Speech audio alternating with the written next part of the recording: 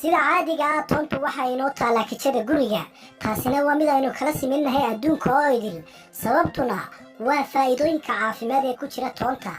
haddaba waxaa jira faa'iidooyin khaas oo toontu leedahay, gaar ahaan marka aynu seexanayno.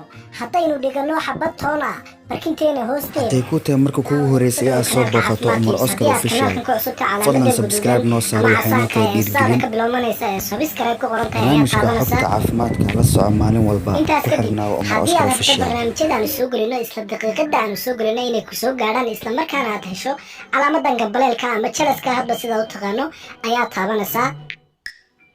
kadib waxaad helaysaa wax kasta oo aanu soo gelino kanaalkan isla daqiiqada aanu soo gelino.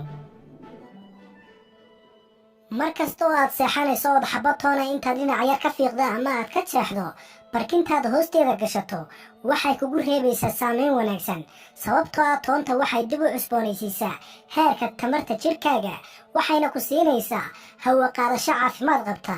maalinta xigtana waxaad ahaan doonto qof aad u firfircoon. sidaas darteedna xabadda toonta aynu xalay tolo jeexnay ama aynu dhinac yar ka fiiqnay isla markaana barkinta hoosteeda gashanay ayaynu cunayna subaxda hore, weliba caloosheena oo maran.